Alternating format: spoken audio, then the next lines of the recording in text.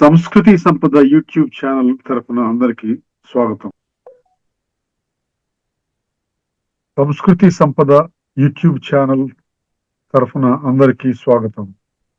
శ్రీమద్ భగవద్గీత ఆధ్యాత్మిక రహస్యాలు అనే శీర్షిక ద్వారా శ్రీ త్రినాథ్ గారు ధారావాహిక ప్రసంగం చేస్తున్నారు. వారి ధారావాహిక ప్రసంగంలో ఈరోజు 394వ ప్రసంగం చేస్తున్నారు. శ్రీ త్రినాథ్ గారికి స్వాగతం. నమస్కారం అండి. ఓం శాంతి. శ్రీమద్ భగవద్గీత ఆధ్యాత్మిక రహస్యాలు ఈ కార్యక్రమాన్ని వీక్షిస్తున్నటువంటి సోదర సోదరీమణులందరికీ కూడా హార్దిక స్వాగతం, సుస్వాగతం. మనం ముందుగా ధార్మికము ఆధ్యాత్మికం అన్న విషయాన్ని మనం చర్చిస్తూ వస్తున్నామండి. అది చాలా ఎపిసోడ్స్ నుంచి చర్చిస్తూ ఉన్నాం. సుమారు 185 ఎపిసోడ్స్ నుంచి చర్చిస్తూ ఉన్నాం.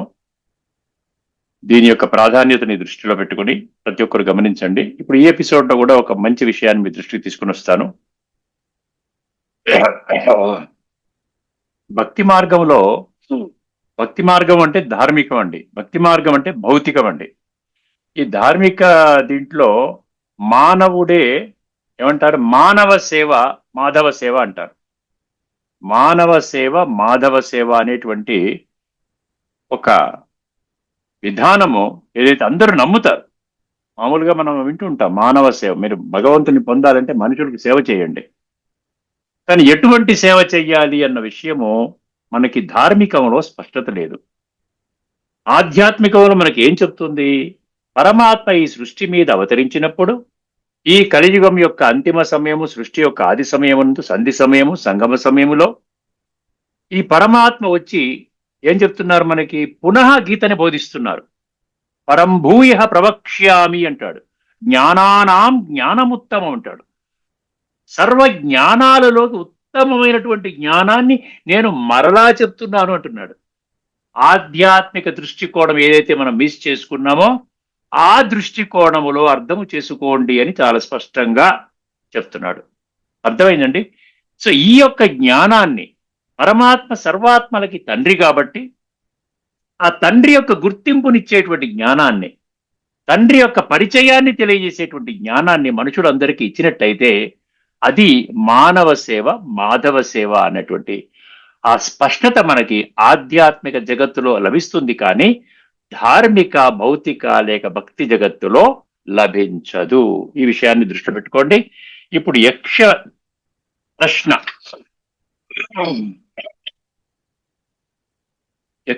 37వ ప్రశ్నకి వెళ్తున్నామండి. 37వ ప్రశ్నలో యక్ష ప్రశ్న ఏమన్నాడండి? ఏమన్నారది? కిం వీర్యం అన్నాడు. కిం వీర్యం అంటే ఏది నిజమైన శక్తి? వీర్యం అంటే అక్కడ శక్తిగా అర్థం చేసుకోండి.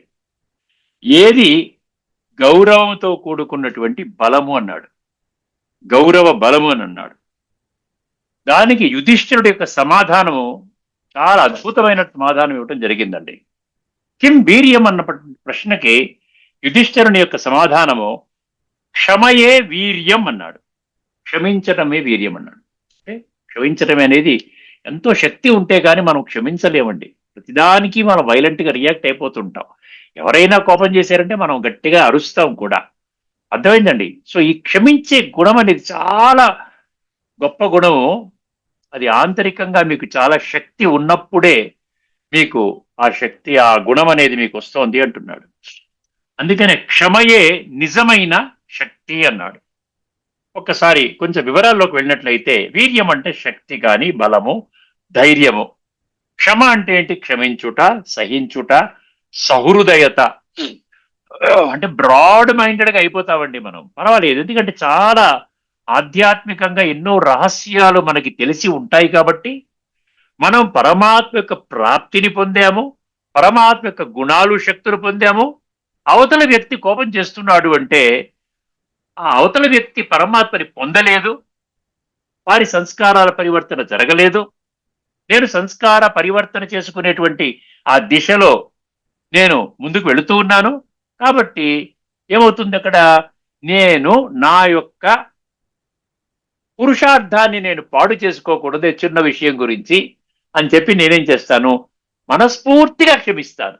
అర్థమైందని క్షమించే గుణం అనమాట. అది అన్నమాట విషయం. క్షమించుట, సహించుట, సహృదయత అన్నాడు. ఇతరులను క్షమించగల శక్తి ఉన్నవాడే నిజంగా బలవంతుడంట. ఇతరులను క్షమించగల శక్తి ఉన్నవాడే నిజంగా బలవంతుడు. సాధారణంగా మనుషులు ఏం భావిస్తారు చెప్పండి? కోపము చూపడము బలము అంటారు. కోపంగా గట్టిగా అరుస్తాము, చాలా బట్టి బలవంతుడు అండి, గట్టిగా అరుస్తున్నాడు, చూసి అంత గట్టిగా అరుస్తున్నాడు అంటారు. ప్రతీకారము తీర్చుకోవడము వీరత్వం అనుకుంటారు. ఎదుటి వారిని ఓడించటము శక్తి అని భావిస్తారు. చూసారా? అంటే కొంచెం మనకు అండర్స్టాండ్ చేయడం కోసం అని చెప్పి ఇవన్నీ ఇవ్వటం జరిగింది. కానీ యక్షుడు అడిగిన ప్రశ్న బాహ్య బలము గురించి కాదు, అంతర్గత బలము గురించి.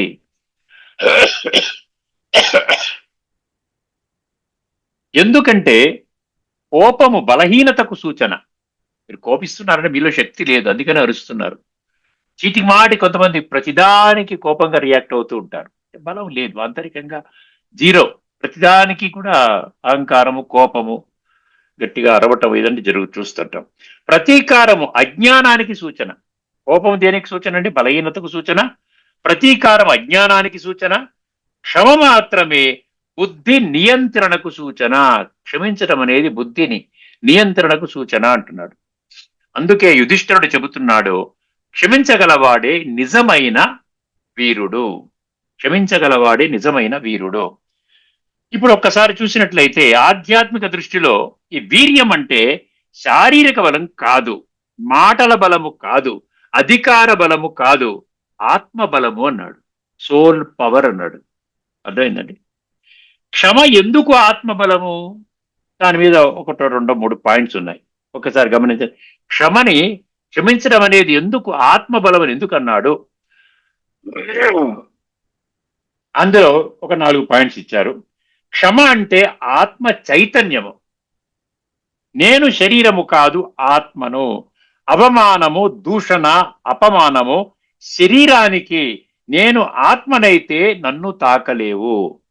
ఇవన్నీ కూడా అవమానము, అపమానము, దూషణము ఇవన్నీ శరీరానికి సంబంధించిందంట. నేను ఆత్మిక స్థితిలో ఉన్నాననుకోండి, నన్ను టచ్ చేయలేవు, మామూలేనండి, ఇదంతా వదిలేస్తాం, పర్వాలేదండి అక్కడికక్కడ వదిలేస్తాం.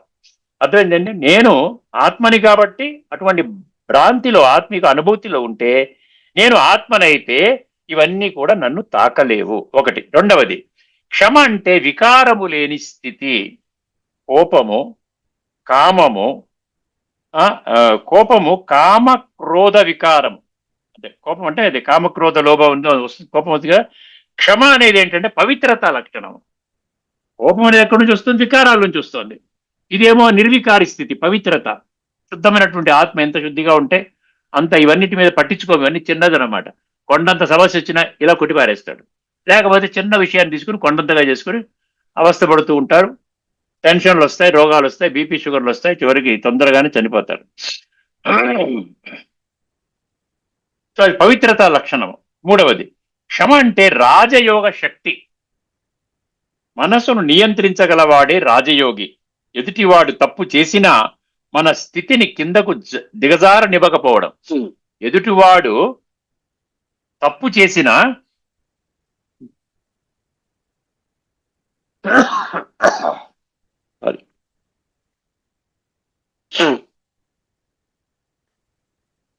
మూడవదండి, క్షమ అంటే రాజయోగ శక్తి. మనసును నియంత్రించగలవాడే రాజయోగి. ఎదుటివాడు తప్పు చేసినా మన స్థితిని కిందకు దిగజారనివ్వకపోవడము వీర్యము అంటే శక్తి. క్షమ అంటే నాలుగవది, క్షమ అంటే పరమాత్మ స్వభావానికి సమీపం. చూసారా? పరమాత్మ క్షమాసాగరుడు. నేను ఎప్పుడు చెప్తూ ఉంటాను ఈ స్లోగన్. మా శాంతి సరోవర్లో ఎగ్జిబిట్ చేస్తారు. చాలా స్లోగన్స్ ఉంటాయి, 200 స్లోగన్స్ ఉంటాయి. హిందీ, ఇంగ్లీష్, తెలుగులో ఉంటాయి అన్ని చోట్ల. అందులో గాడ్ గివ్స్ అండ్ ఫర్గివ్స్. భగవంతుడు ఇస్తాడు, క్షమిస్తాడు. Man gets and forgets. మనిషి కావాలంటాడు, తీసుకుంటాడు, మళ్ళీ మర్చిపోతాడు. God gives and forgives. Forgive అంటే క్షమించే గుణం. అందుకనే క్షమ అంటే పరమాత్మ స్వభావానికి సమీపం అన్నాడు. పరమాత్మ ఎప్పుడూ శిక్షించడు. ఆయన పరివర్తన చేస్తాడు. ఆ స్వభావాన్ని అనుసరించడమే నిజమైన గౌరవ బలము. ఒక్కసారి గీత తీసుకుందామండి. గీతలో కూడా అవన్నీ రిఫరెన్సెస్ ఇస్తాడు కదా. క్షమించేది ఎక్కడుంది? ఫర్ ఎగ్జాంపుల్ 10వ అధ్యాయంలోని 34వ శ్లోకంలో, 10వ అధ్యాయం 34వ శ్లోకంలో స్త్రీలకు ఉన్నటువంటి 7 లక్షణాలను వివరిస్తాడు.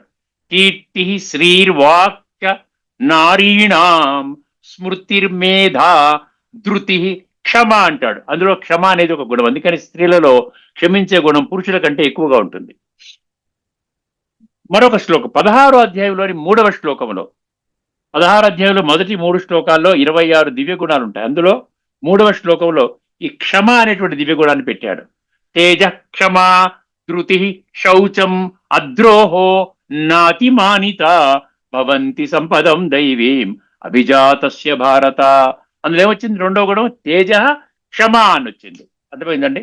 అదేవిధంగా ఇంకొక శ్లోకం 12వ అధ్యాయంలోని 13వ శ్లోకం, అద్వేష్ట సర్వభూతానాం మైత్ర కరుణ ఏవ చ నిర్మమో నిరహంకార సమ దుఃఖ సుఖ క్షమీ. క్షమీ వచ్చింది సరా. సమదుఃఖ సుఖ, సుఖము దుఃఖములు సమానంగా ఉంటాడు. ఆఖరి గుణం ఏంటండి? క్షమీ అంటాడు. క్షమించే గుణం కూడా నిండుగా ఉంటుంది. అర్థమైందండి? సో భగవద్గీతలో కూడా ఈ యొక్క క్షమా గుణం అనేది చాలా అద్భుతంగా ఈ విధంగా సపోర్ట్ చేస్తూ ఉంది. ద్వేషము లేనివాడే మహావీరుడు, కరుణ గలవాడే మహాశక్తివంతుడు. కరుణ, జాలి, దయ అంటాం చూసారా. మనం ఏదైనా తప్పు చేస్తే మాత్రం అవతల వాడు క్షమించాలి, మనని మంచిగా ఉండాలి, మర్చిపోవాలి అని కోరుకుంటాం. కానీ ఎవరైనా మనని ఏదన్నా ఉన్నప్పుడు మనము కూడా అటువంటి ఆ ప్రవర్తన మనలో కూడా ఉండాలి కదా అనేటువంటి మనం ఆలోచించలేము. గుర్తుపెట్టుకోండి. సో సారాంశంలో ఏం చెప్తున్నాడు? ఇతరులను ఓడించడము బలము కాదు, కోపాన్ని చూపడము వీర్యము కాదు, క్షమించగలగడము నిజమైన శక్తి, క్షమ ఆత్మ గౌరవ బలము. క్షమ ఎందుకు రాజయోగికి సహజ లక్షణము. కిం వీర్యం, క్షమ వీర్యం. ఈ లోకములో మనము ఎవరిని బలవంతుడు అని పిలుస్తాము? పెద్ద పదవి ఉన్నవాడిని బలవంతుడు అంటాము, గట్టిగా మాట్లాడేవాడిని అంటాము, ఎదుటి వారిని భయపెట్టగలవాడిని అంటాము. కానీ మహాభారతంలో యక్షుడు అడిగిన ప్రశ్న ఇది కాదు. కిం వీర్యం అంటే నిజమైన శక్తి ఏది? యుధిష్ఠరుడు ఆశ్చర్యకరమైన సమాధానం ఇస్తాడు. క్షమ వీర్యం, క్షమే నిజమైన వీర్యం. ఇంకొక పాయింట్ ఉందండి. మనకు కోపం ఎందుకు వస్తుంది?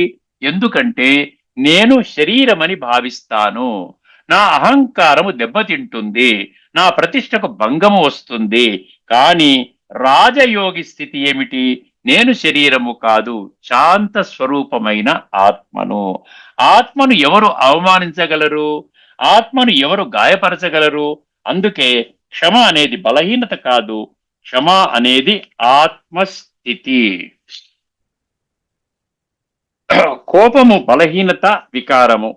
క్షమ అంటే శక్తి, గుణము.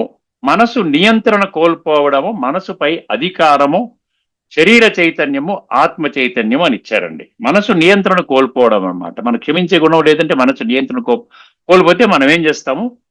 అది కోపం కింద మనకి అది వస్తుందన్నమాట. అది ఒక బలహీనత, అదొక వికారము.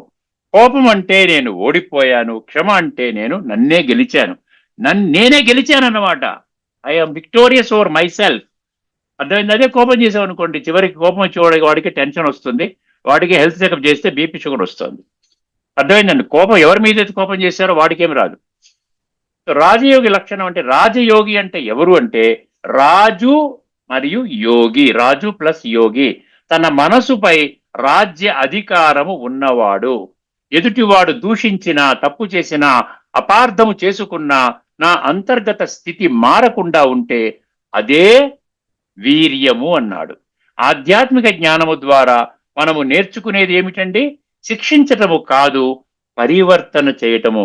ప్రతీకారము కాదు, శాంతి. ప్రతిస్పందన కాదు, ప్రతిబింబము. అర్థం? ప్రతిస్పందన రియాక్షన్. ప్రతిబింబం అంటే జస్ట్ మనం ఎలాగున్నా అలాగే ఉంటాం అనమాట. అర్థమైందండి? ఈ విధంగా మనం చెప్పుకున్నాం. లాస్ట్లో నుండి మహావాక్యము, నిజమైన వీర్యం అంటే ఇతరులను ఓడించటము కాదు, గట్టిగా మాట్లాడటం కాదు, అధికారం చూపడం కాదు, తన మనసును ఓడించుకోవడము, క్షమించగలగడము, ఆత్మగా స్థిరంగా ఉండగలగడము, అందుకే యుధిష్ఠిరుడు కాలాతీతంగా చెబుతున్నాడు క్షమ వీర్యము. సో ఇక్కడికి యక్ష ప్రశ్న క్షమ వీర్యము అది అయిపోయిందండి. ఇప్పుడు మనము తదుపరి అంశం కింద ఇదే విషయాన్ని మనము 3వ అధ్యాయంలోని 32వ శ్లోకంలో చాలా ముఖ్యమైనటువంటి విషయాన్ని మనం మర్చిపోకూడదండి.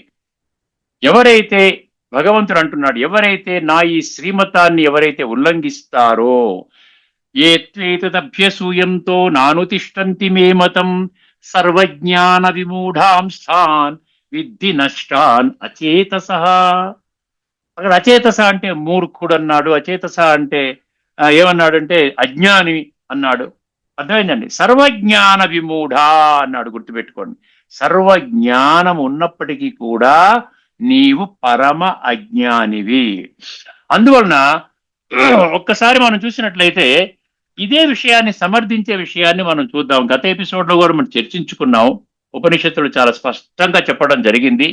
వేదాల గురించి మనం మామూలుగా మనం భావించుకున్నటువంటి విధానాన్ని అక్కడ స్పష్టం చేస్తూ వేదాలు అనేది గమ్యము కాదు, వేదాలు అనేది ఒక మార్గము మాత్రమే అని చెప్పాడు. అదే విషయాన్ని స్పష్టం చేస్తూ మీ ముందు 2 ఉపనిషత్తుల మంత్రాలు పెడుతున్నానండి. ఒక మంత్రాన్ని ఇప్పటికే మనం చర్చించుకున్నాము, ఒక్కసారి జాగ్రత్తగా ఒక్కసారి వినండి. కఠోపనిషత్తు 1.2.23 రాసుకునేవాడు రాసుకోవచ్చు.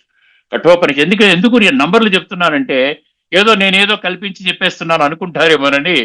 మీరు కూడా కఠోపనిషత్తు 1.2.23 కొడితే నేను చెప్పిందే వస్తుంది, ఇంక వేరేమి రాదు. ఎందుకంటే నేను కల్పించడానికి ఏమీ లేదు, అందులో ఉన్న విషయాన్ని నేను రాసుకొని మీ ముందు చెప్తున్నాను. ఇప్పుడు కఠోపనిషత్తు ఏముంటుందో ఒక్కసారి గమనించండి. 1.2.23 ఈ శ్లోకం ప్రకారము ఆత్మను వేదాల వలన, మేధస్సు వలన, లేదా గొప్పగా వినడము అంటే పాండిత్యం వలన పొందలేము.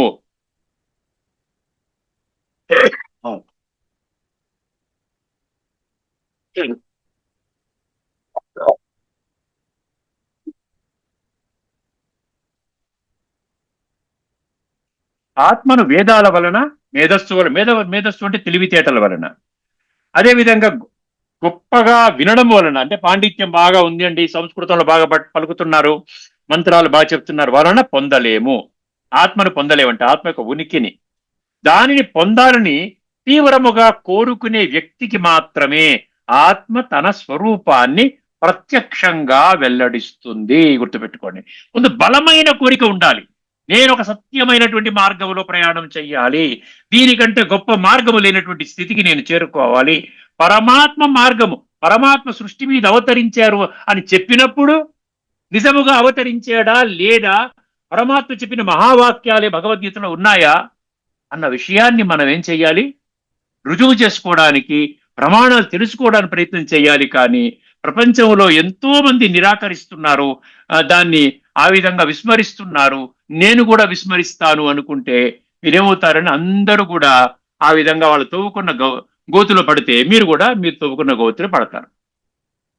ఎందుకంటే 7వ అధ్యాయం 3వ శ్లోకాన్ని ఎప్పటికీ మర్చిపోకండి. మాం వేత్తి తత్వతః, తత్వం ఆధారంగా నన్ను కొద్ది మంది మాత్రమే తెలుసుకుంటారు. అందుకనే ఒక గట్టి నమ్మకం ఉండాలి. నిజంగా నేను ఆత్మనే, చనిపోయిన తర్వాత ఆత్మకి శాంతి కలుగుగా కనుకోవడం కాదు. ఆత్మని ఉనికి, ఆత్మ ఉన్నాడు, శరీరములో ఆత్మ ఉంది కాబట్టి నేను మాట్లాడుతున్నాను, మీరు వింటున్నారు. అందుకని ఏం చెప్పాలండి, ఉన్న ఆత్మ, మనిషిలో ఉన్న ఆత్మ, ఆత్మ యొక్క ఉనికి యొక్క అనుభూతి చెయ్యాలి అని గట్టిగా దృఢ నిశ్చయం పెట్టుకుంటే వాడికి మాత్రమే ఆత్మ దొరుకుతుందంట. చూసారా ఎంత బాగా చెప్తున్నాడు కఠోపనిషత్తు 1:2-23. ఒక్కసారి శ్లోకం వినండి. నేను ఒక్కొక్క పంక్తి దాని మీనింగ్ చెప్పేస్తాను సమయాన్ని దృష్టిలో పెట్టుకుని. మొత్తం శ్లోకం చదవటం మళ్ళీ చెప్పడం ఎందుకు. నాయమాత్మ ప్రవచనేన లభ్యో, నా అయం ఆత్మ అనమాట. నాయమాత్మ అంటే నా అయం ఆత్మ ప్రవచనేన లభ్యో. అక్కడ నా అన్నారు కదా, నా లభ్యో అంటే ప్రవచనాలు వినటం ద్వారా ఆత్మ జ్ఞానము లభించదు. అర్థమైందండి. గొప్ప పాండిత్యము, గ్రంథాల పఠనం వల్ల ఆత్మ యొక్క ఉనికిని పొందలేము. 2 యమే వైశ వృణుతే అన్నాడు. ఎవడైతే దీనిని అంటే కోరుకుంటాడో, ఎన్నుకుంటాడో, నేను ఆత్మ జ్ఞానాన్ని పొంది తీరతాను. ఈ రోజున ఒక 20 లక్షల మంది పొందారండి నేను గుండె మీద చేయి పెట్టుకుని చెప్తున్నాను, తిరుగులేని తిరస్కరించలేని విషయం చెప్తున్నాను. 20 మంది ఆత్మ అనుభూతి చేస్తున్నారు, పరమాత్మ అనుభూతి చేస్తున్నారు, పరమాత్మ గుణాలు శక్తులు అనుభూతి చేస్తున్నారు. నేను ఛాలెంజ్ చేస్తున్నాను, మీరు కూడా అనుభూతి చెయ్యవచ్చు. అర్థమైందండి? అందుకనే అది యమే వైశ ఉరుణుతే అంటే ఎవడు కోరుకుంటాడు, తేన లభ్య అతడు మాత్రమే దానిని పొందగలడు. ఎవడు కోరుకుంటే వాడు. అర్థమైందండి? ఇప్పుడు ఎంబీబీఎస్ సీట్ కావాలని కోరుకుంటాడు, దానికోసం చదువుతాడు, ఎంట్రన్స్ రాస్తాడు, పాస్ అవుతాడు, సీట్ తెచ్చుకుంటాడు, డాక్టర్ అవుతాడు. కోరిక లేకుండా ఉంటే, ఒక లక్ష్యం లేకుండా ఉంటే అదనమాట. తర్వాత స్వాం అంటే అటువంటి వ్యక్తికి ఆ ఆత్మ తన స్వంత స్వరూపాన్ని వెల్లడిస్తుంది, చూపుతుంది. ఎవరికి బలమైన కోరిక ఉంటే ఆయన అందులో ఫెయిల్ అవ్వడు, ఆత్మకు అనుభూతి చేస్తాడు, మొత్తం హైయెస్ట్ లెవెల్కి వెళ్ళిపోతాడు. సారాంశము, ఆత్మను కేవలం పుస్తకాలు చదవడము, తెలివితో విశ్లేషించడము లేదా ఉపన్యాసాలు వినడము ద్వారా చేరలేము, అంటే అనుభూతి చేయలేము. నిజమైన కోరిక, అంకిత భావంతో ఉన్న సాధకుడికి మాత్రమే ఆత్మ తనను తాను ప్రత్యక్షము చేసుకుంటుంది. ఎంత అద్భుతమైనటువంటి వాక్యం చూడండి. మళ్ళొక్కసారి చదువుతాను. నిజమైన కోరిక, అంకిత భావంతో ఉన్న సాధకుడికి మాత్రమే ఆత్మ తనను తాను ప్రత్యక్షము చేసుకుంటుంది. ఇది కఠోపనిషత్తులో 1, 2, 23. ఇదివరకు ఏదో సందర్భంలో మనం చర్చించుకున్నాం. ఇప్పుడు కొత్త ఉపనిషత్తు, కఠోపనిషత్తులోనే 1, 2, 5 అండి. చాలా అద్భుతంగా చెప్పాడండి, చాలా జాగ్రత్తగా వినండి. ఉపనిషత్తు మీరు కూడా కొట్టండి, కఠోపనిషత్తు 1.2.5 రాసుకొని కొట్టండి. గూగుల్లో కానీ ఇవన్నీ ఉన్నాయి కదా, ఏ టూల్స్ చాలా ఉన్నాయి. దీన్ని కూడా నేనేం చేస్తాను, శ్లోకం చదవకుండా మీకు ఒక్కొక్క పదాన్ని మీనింగ్ ఇచ్చారు చెప్తాను. అవిద్యాయాం అన్నాడు. అవిద్యాయాం అంటే అవిద్యలో. అవిద్య అంటే ఏంటి? ఆధ్యాత్మిక విద్య లేనటువంటి స్థితి. కేవలం భౌతిక విద్యలోనే నేను దేహం అనేటువంటి దేహభ్రాంతిలోనే ఉంటూ ఆ విధంగా జీవితాన్ని గడిపేటువంటి వాళ్ళు అనమాట. అవిద్యలో అంతరే అంటే లోపల వర్తమానాహ ఉండువారు, అవిద్యలోనే పూర్తిగా మునిగిపోయి ఉన్నవారు. అంటే ఏంటి? ఉన్నటువంటి పరిస్థితి అదే కదండి. నిరంతరము భౌతికంలోనే మునిగిపోయి ఉన్నాం.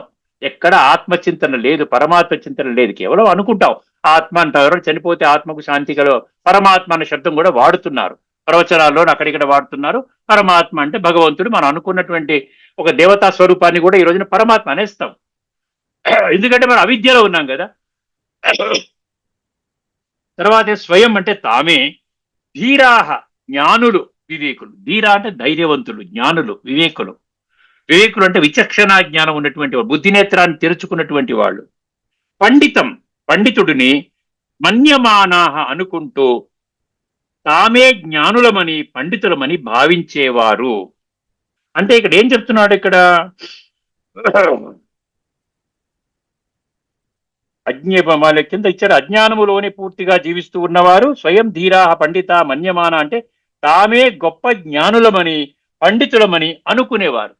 అంటే అజ్ఞానంలో ఉండి కూడా జ్ఞానులుగా అనుకుంటున్నారు కదా. మనం చూస్తున్నాం సమాజంలో అందరూ కూడా అజ్ఞానాన్ని పంపిణీ చేస్తున్నారు కదా. ఎవరికి ఆత్మజ్ఞానం చెప్తున్నారు? ఎవరైనా ఆత్మజ్ఞానం చెప్తున్నారా? చెప్పడం లేదు. భగవద్గీతలో ఇన్ని శ్లోకాల్లో ఉంది.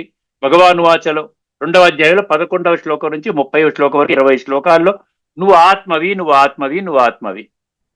ఎందుకంటే అది ద్వాపర యుగానికి సంబంధించిన జ్ఞానం కింద తీసుకున్నాము. ఒక్క అర్జునుడు మాత్రమే ఆత్మ, మనం అందరూ 850 కోట్ల మంది శరీరాలు. సో ఆ విధంగా అందుకని అజ్ఞానం అన్నమాట. అటువంటి వాళ్ళు కూడా ఏం చెప్పుకుంటున్నారంటే మేము పండితులము, మేము జ్ఞానులము అని చెప్పుకుంటున్నారంట. అది 2వ పంక్తి యొక్క అర్థము. తర్వాత దంద్రమ్యమాణాహ పర్యంతి మూఢాహ అన్నాడు. దంద్రమ్యమాణాహ పర్యంతి మూఢాహ అంటే ఏంటంటే అజ్ఞానపు దెబ్బలతో తిరుగుతూ బాధపడే మూర్ఖులు అన్నాడు. అక్కడ మూఢ అనే పదం వచ్చింది కదా. భగవద్గీతలో కూడా అవజానంతి మాం మూఢ అన్నాడు 9వ అధ్యాయం 11వ శ్లోకంలో. సో మూఢ అంటే ఇక్కడ మూర్ఖుడు అన్నాడు. ఏమన్నాడు? అజ్ఞానంతో రకరకాలుగా వాళ్ళు ఏం చేస్తుంటారు? ఆ విధంగా ఉన్న అజ్ఞానాన్ని అందరికీ పంచుతూ ఉంటారు.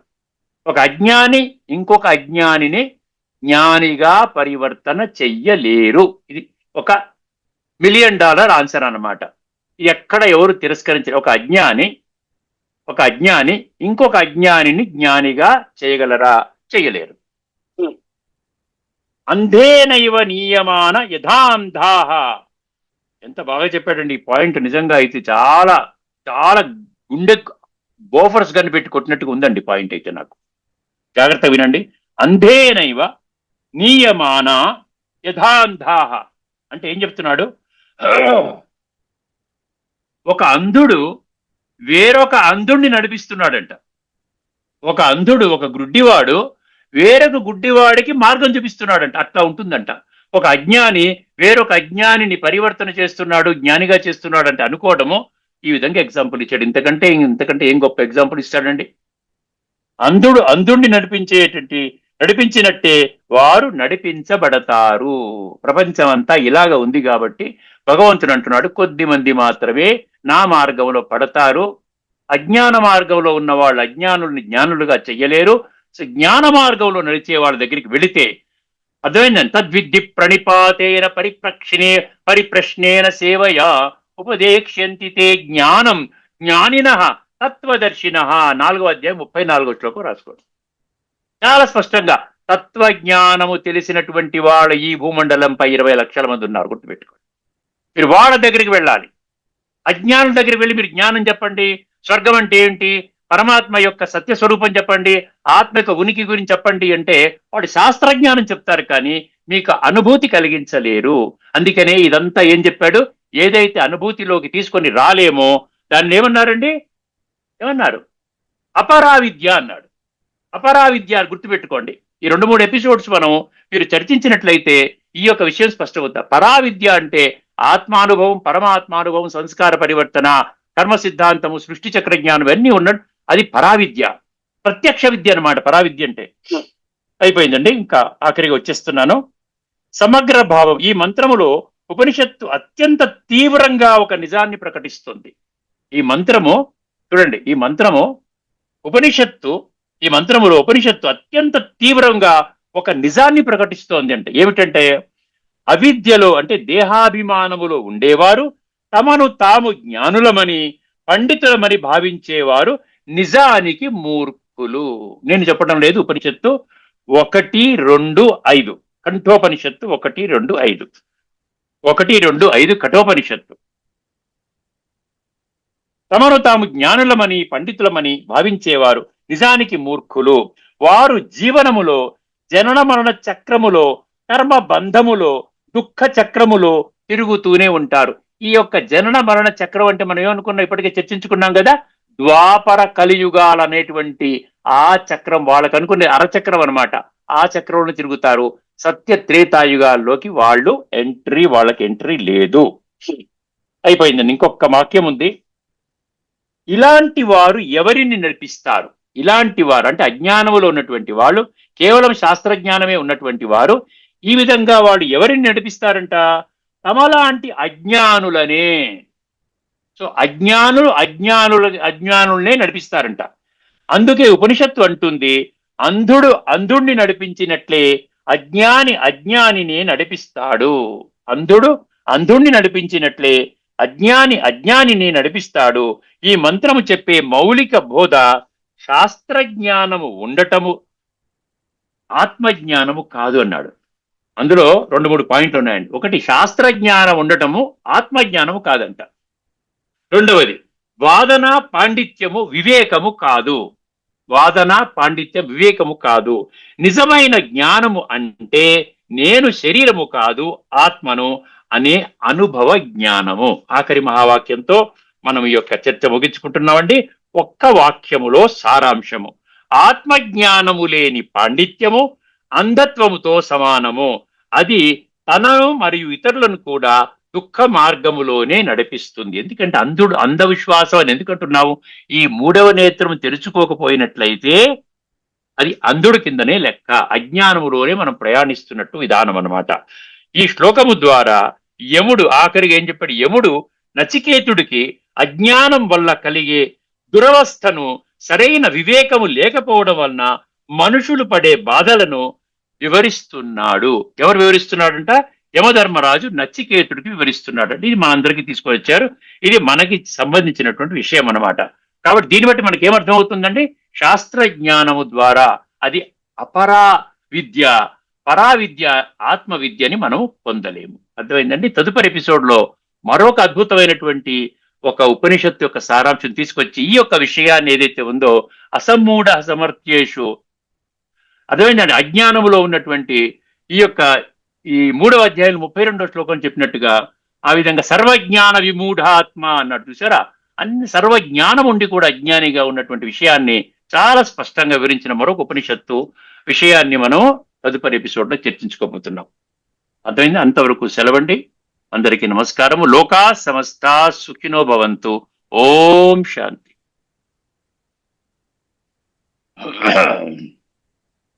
శ్రీమద్ భగవద్గీత ఆధ్యాత్మిక రహస్యాలు అనే శీర్షిక ద్వారా ధారావాహిక ప్రసంగం చేసిన శ్రీ త్రినాథ్ గారికి ధన్యవాదాలు. నమస్కారం.